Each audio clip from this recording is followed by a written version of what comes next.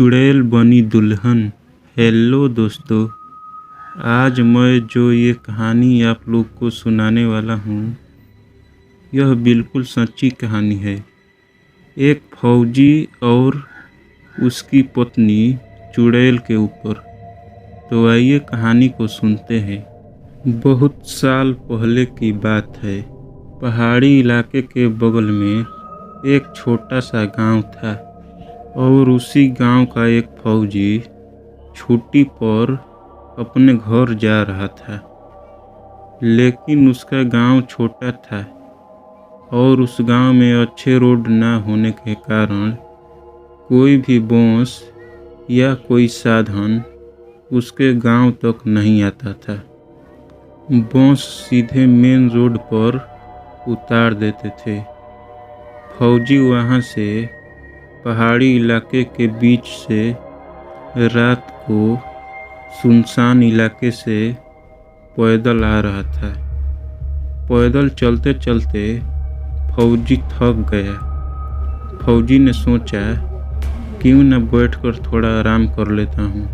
लेकिन उसको अचानक एक जंगल में से किसी लड़की की रोने की आवाज़ सुनाई देती है।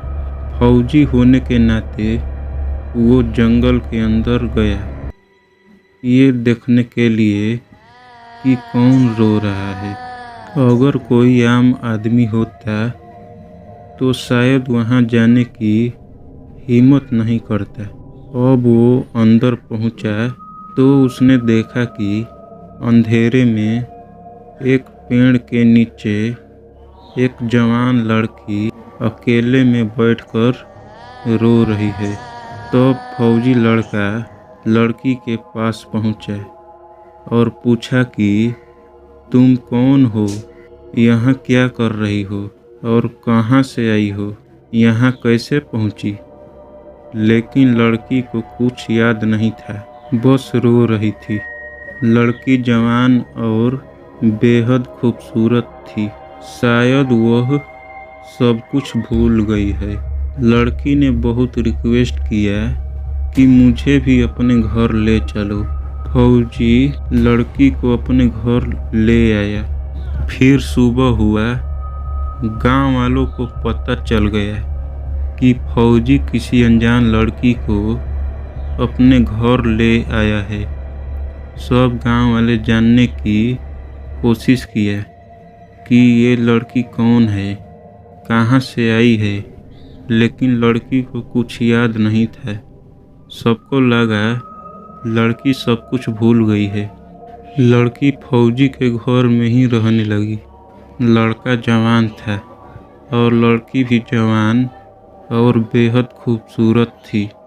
दो अनजान एक ही घर में रह रहे थे और गांव वाले तरह तरह के बातें बना रहे थे। इसलिए सब गांव वाले ने मिलकर फौजी से उस लड़की के साथ शादी करा दिए। लड़की सुंदर थी इसलिए लड़का भी मान गया और लड़की भी मान गई। दोनों की धूमधाम से शादी हो गई। लेकिन लड़की शादी से पहले लड़का से कहा था कि मैं तुम्हारा हर बात मानूंगी, तुम जो कहोगे वो मैं करूंगी। लेकिन मेरा भी एक शर्त है कि कभी भी बिना दरवाज़ा खटखटाए मेरे कमरे के भीतर मत आना। लड़का ने बोला ठीक है, ऐसा ही करूँगा। माहौल अच्छा था। 7 से 8 साल बीत गए। दोनों के एक बच्चा भी हो गया और वो लड़का कभी कभी बीच में छुट्टी पर घर आता था। कुछ समय बिताता फिर वापस अपने ड्यूटी पर चला जाता। एक बार ऐसे ही फौजी छुट्टियों पर घर आया था और वह अपने काम पर जाने ही वाला था। सुबह जाने के लिए तैयार हो गया। बस पकड़ने के लिए उसके पत्नी ने अच्छे से उसे विदा कर दिया। फौजी रोड पर जाने लगा। कुछ दूर जाने पर अचानक उसको याद आया कुछ ज़रूरी सामान वह घर पर ही छोड़ दिया है।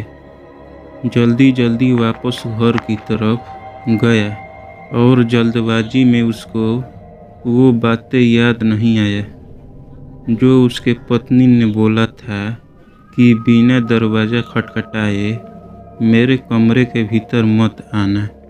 लेकिन जल्दबाजी में वो सब बातें फौजी भूल गया और अपने पत्नी के कमरे में बिना दरवाज़ा खटखटाए ही अंदर घुस गया। अंदर घुसते ही फौजी ने कुछ ऐसा देखा कि उसका होश उड़ गया। फौजी ने ये देखा कि कमरे के भीतर उसके पत्नी मिट्टी के चूल्हे पर रोटी बना रही है और उसका एक पैर चूल्हे के अंदर लगा हुआ है, जलती आग के अंदर, और लड़की के बाल बिखरे हुए थे। ये देखकर लड़का थोड़ा डर गया और चिल्लाने लगा। उसके चिल्लाने की आवाज़ सुनकर उसके पत्नी के ध्यान उस पर पड़ा। लड़की बहुत गुस्से से उठी और बोली, मैंने बोला था न, बिना दरवाज़ा खटखटाए मेरे कमरे के भीतर नहीं आना है। इतना बोलकर लड़की गुस्से में आकर फौजी को एक थप्पड़ मार दिया और बहुत ही तेज़ी से वो वहाँ से भाग गई। वो इतना तेज़ी से भागी कि आप उसको देख भी नहीं सकते। उस दिन के बाद उस लड़की को किसी ने नहीं देखा और गांव के लोग आज भी उसके बारे में बातें करते हैं, लेकिन किसी को कुछ नहीं पता था कि वो लड़की कौन थी और कहाँ से आई थी।